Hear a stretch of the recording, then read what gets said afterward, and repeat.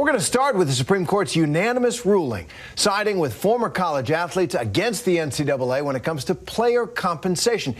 This ruling will allow for some educated-related payments with things like computer laptops and things like that. It does not yet allow salaries for players.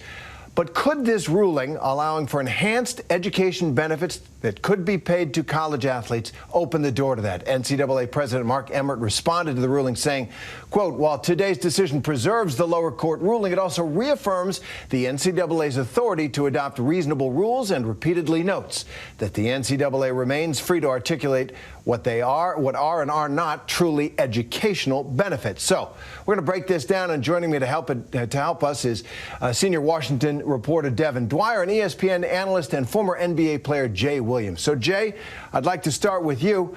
Have you heard anything from players or school officials about this decision? How big is this for the players themselves, do you think? We've been talking about this for the past 20 years, and to me, this is the opening punch of the final combination, using a boxing analogy, correct? Like, the NCAA is not above the law.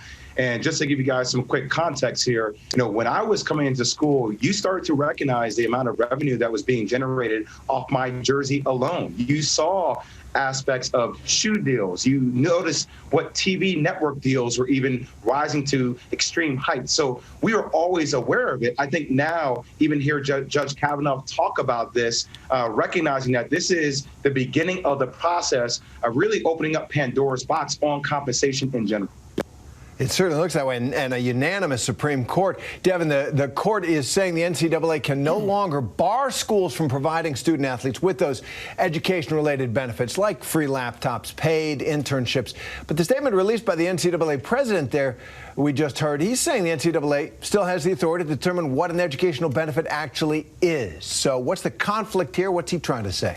Well, the NCAA, Terry, has argued for a long time that the caps on some of these benefits, the limits on compensation for athletes, are essential to preserving amateurism in the sport. And under federal antitrust law, they argued that basically this is a product, what they are putting out, and the fact that these athletes are not paid wages, are limited in the terms of their compensation, that's part of the deal, that's part of this package. And so in response to today's decision, the NCAA is basically making clear that while they'll, abide by the Supreme Court's decision, they still get to decide what are education-related benefits. You mentioned some of them: paid internships, computers, musical instruments, tutoring expenses, study abroad programs.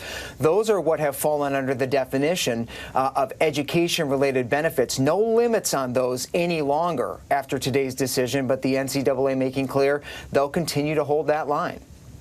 And Jay, you mentioned maybe the opening shot now and the opening punch in a combination that could bring down the whole structure of NCAA, limiting what student athletes can earn. And in a concurring opinion, the Supreme Court Justice Brett Kavanaugh almost seemed to invite a case to get to that point. He said the bottom line here is that the NCAA and its members are suppressing the pay of student athletes who collectively generate billions of dollars in revenues for colleges every year. That was Justice Kavanaugh. So Jay, you've heard this before. Some people say, oh, well, this would ruin the spirit, the ethos of college athletics. As a great college and pro athlete, did you feel that it was a different experience for you because you weren't being paid in terms of the spirit of the thing? And how do you think this could pave the way down the road to change all that? Well, every business model needs to evolve, but I like the fact that we can refer to it as a business model, but the main participants, the players, aren't allowed to participate in the business model. So look, this whole thing, to me, this argument has been archaic. It's been something that people automatically go back to and say it's going to ruin the ethos and the overall feeling of amateurism, but it's never been amateurism. And this has been free labor to a degree, predicated mostly amongst, people of color who are in desperation to a degree. And I recognize that, look, my father worked at American Express. My mother received dual master degrees to become a principal, but I wasn't part of the majority of a lot of other athletes that I knew, where it was either, to be frank with you, as Biggie says, kick rocks or play sports, right? That allow them to get to the next level. So, it also allows us to address issues. How do we change the curriculum? How are we teaching about financial literacy and things of that course to help our young student athletes be more prepared as they enter the free market. And that's what this conversation needs to lead to. If you're allowed to capitalize like you are in any other industry, you should be able to capitalize on what the free market dictates. And I think now we're starting to see that conversation lend in that direction. And that whole amateur ethos, really an invented tradition imported from Britain, where they thought that gentlemen amateurs shouldn't soil their games by playing against dirty professionals. It was something brought into the United States. So, Devin, what does it say that this court was able to make a unanimous decision here? The term amateurism essential to college athletics. So why was it so important to this case as well? But what does it say about the court in this area? Well, it says a couple of things, Terry. First, it says that the NCAA's argument has completely crumbled, as Jay mentioned there, and it wasn't particularly persuasive. I was there listening to the oral argument. The justices on the left and the right showed a heck of a lot of empathy in this case for the athletes. And to Jay's point, they pointed out, they said, look, many of them, you talk about amateurism, but why is this a multi-billion-dollar business with the coaches reaping multi-million-dollar salaries, the commissioners earning multi-million-dollar salaries, the schools raking it in, and yet here you have the players on the sidelines? Something just doesn't add up. And so this decision is the court really blowing the whistle on that model, even if they did stop a little bit short. And I think that's the other reason why it was unanimous here, in that it was so narrow. This just applies to those education-related benefits, but as we've been saying, it might open the door to more.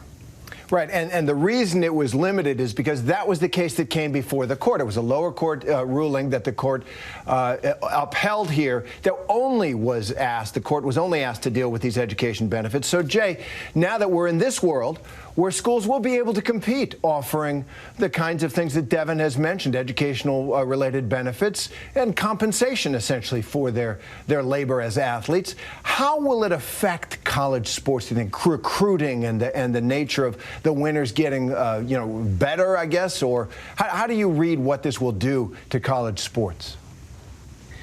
Well, I love this question because it's a natural question to ask, but I would come back to you with another question. How does it change college sports at all? It doesn't.